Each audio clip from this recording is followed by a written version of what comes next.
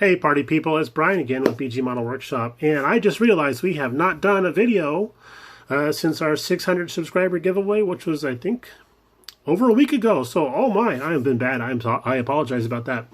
But we have picked up new subscribers since our video about the giveaway, and we welcome you all. Thank you for joining us, and I hope you enjoy the show as much as we have fun making it. But first, we're going to start off with shop card shout-out. So we're going to do a shout-out to Mr. Zeno Blevins at Z-Top's Garage. Zeno is a really good builder, nice guy. I chat with him a little bit over text once in a while. Awesome dude. And even though he's a Ford guy, I'm just kidding. Fords are fine. Anyway, that's an awesome car. I always liked the Fords of the 50s. Very, very classic body style. So good choice for your card car there, Zeno. And then on to Ben Builds. We're a big fan of Ben Builds, and he actually got his own shop cards created. So it's a lot of fun to watch his channel. He teams up with another friend of ours, Joe from Mad Genius, and they do buddy builds on some stuff. And it's kind of fun to watch how two guys have different attacks on the same kit. So that's kind of cool. So also, he's got this really cool deal on his card where if you scan it with your phone, it'll take you to his channel. So that's kind of slick. Very, very clever idea there, Ben. But I want to say that Ben also does a Sci-Fi Wednesdays, which I'm also really enjoying because I also am a sci-fi fan. And now, last but certainly least, is Mr. BAS Dry Dock. He's Mr. Brian up there in Minnesota, don't you know? And he's doing all sorts of stuff. He's mainly a ship guy, but he's also kind of, I said ship, like that right there. But he's also branching out into aircraft, and he's attempting a car also for his wife, Candy, who apparently has an awesome right cross. But yeah, if you guys aren't familiar with BAS Dry Docks, go check him out. He does his Friday Follies, and they're usually pretty entertaining, either when he means to or not. So, on to the styrene, the cavalcade of styrene. We're going to start off with our pup trailer that we had scratch built for the Taylor Bronze Drag Week. Now, I got to tell you guys, I put group builds in my phone on the calendar and stuff so that I can keep track of everything. And Mrs. BG happened to be going, our calendars are linked.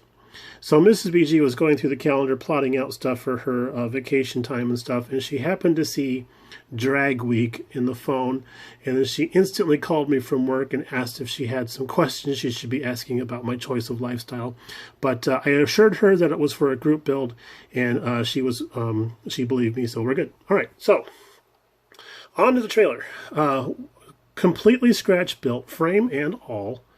The tires and the fenders are actually pilfered from the parts box. The fenders used to be an actual tire cover that came in another kit that I just cut in half and kind of shaped for the fenders. I kind of like how they look. After doing some more research, found out that the actual trailer fenders are more angular in shape, but this is my own creation, so I'm sticking with it. I kind of wanted to go with something that looked like somebody had built this in a driveway, and boy does it ever.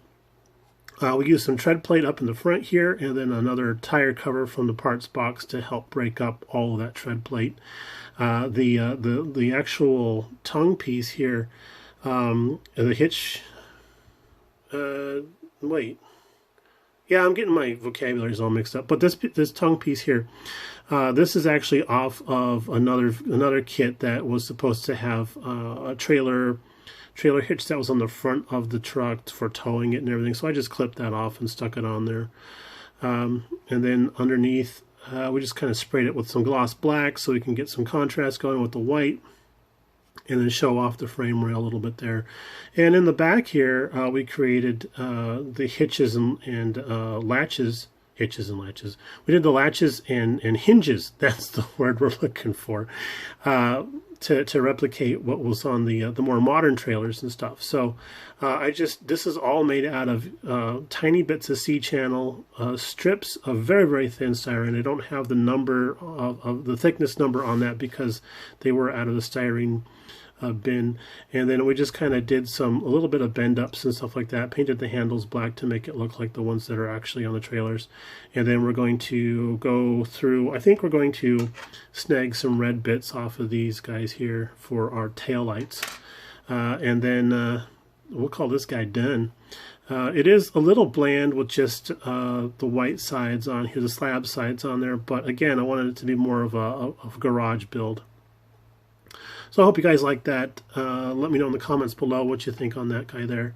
The vehicle that's going to tow that for the Drag Week build is this Mustang 2 that we've been working on, and we finally got this out of paint. We're using a Tamiya Italian Red. This is the gloss that we got straight out of the can. It could be better, but it's pretty nice as it is. And we got to do some masking. This belt line right here is molding. We're going to paint gloss black from the molding piece down. So that's the next on the agenda for this little dude. And here's his hood scoop. I just went ahead and did that in flat black. I thought we were getting a lot of red on here, and I was debating whether or not to do the hood in flat black, like it was a fiberglass factory hood, fiberglass recreation hood, I should say, and because it's got the hood pins molded on it, and they look good. They look really, really good.